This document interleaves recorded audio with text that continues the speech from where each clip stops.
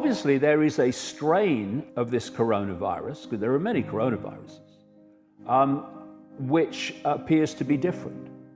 If you look in terms of the danger is to a certain section of society.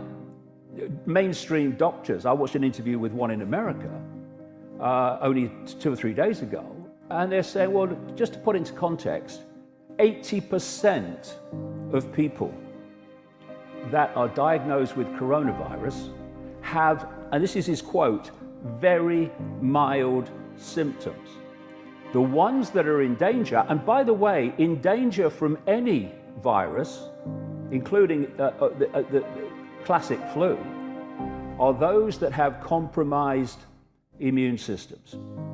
And they are old people, elderly people, and they are people with what is termed pre-existing health problems. Why? The pre-existing health problems are putting so much pressure on the immune system, it's already weak when it's hit with this. This is why someone like that will have potentially a serious situation, and someone with an immune system in working order of any level will just swat it away.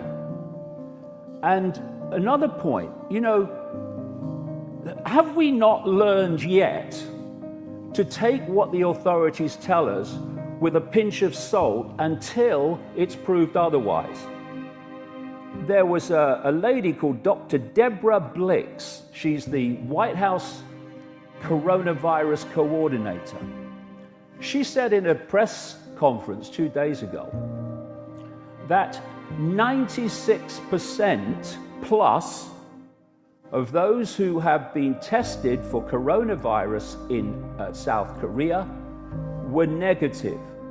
And she said, and our testing results in America show about the same. And so when you are in a massive way, you are diagnosing on the basis of symptoms. How the hell do you know they've got this coronavirus strain and not something else? Me and my son, Gareth, well before Christmas, both went down we're very, very rarely ill, that's why we remember it. We both went down with this illness. And now, as I read the symptoms of this coronavirus strain, we had word for word, point by point, every single symptom. And that means one of two things. It means either this coronavirus strain was going around in Britain then, before it had even emerged out of China, or, far more likely, we got something else with exactly the same symptoms. So I would hold back on believing the figures. I question any figures coming out of mainstream authority. I've been investigating the mainstream everything for 30 years. Most of the time, if they ever told the truth, they would genetically implode from the shock. So I question everything. And if it stands up, it stands up. But I don't just take it because somebody in a suit has told me to believe it. For instance, you know, in 2017, 2018, 45 million people got the flu in America, according to Centers for Disease Control and Prevention figures. 61,000 died.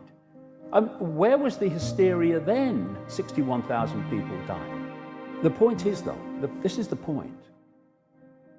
According to officialdom, 80% of people that get the coronavirus, diagnosed the coronavirus, and not necessarily all got it, have very mild symptoms. The vast majority of the rest have what they call moderate symptoms, and that leaves some with compromised and weakened immune systems who get the serious end of it. And they get the serious end of the flu as well, and other viruses. But what we surely should be doing is focusing on those people and doing what is necessary to protect them and their immune systems from the consequences. But to have the vast majority of the population who at most will have mild symptoms, some even no symptoms.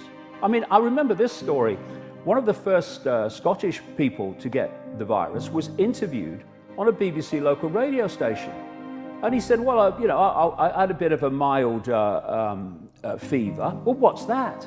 That's the immune system using heat to kill the predator. Just perfectly immune system response. So anyway, he says, so I got checked out, and they said I got coronavirus. And they said, you've got to go to hospital. He said, but I felt all right. I had a few aches and stuff, but I feel all right. He says, so I'll go to hospital. He said, but by the time I get to hospital, he said, the symptoms are gone. And he's gone down as a statistic, coronavirus, in the numbers. So when you've got people who are getting that, even if they do get it, on a vast scale, in terms of percentage, who have that response, you get an even greater number who don't get it. And for that, you destroy the world economic system. Now, let's go back to how I started. One of the things I've been pointing out as a problem reaction solution that was coming to transform human society, including, by the way, one of the things I said was coming in my earlier books was a pandemic, because of all the boxes it ticks. But what I've been saying for the best part of 30 years is they are planning an enormous economic crash. And I've been saying it even more since 2008, because 2008 seemed to be a nightmare. The point I'm making is what they want is something that would make 2008 look like, a Sunday school tea party. And so this coronavirus hysteria gives the excuse to do what they're doing, and the outcome and the consequences of what they're doing is to dismantle the world economic system.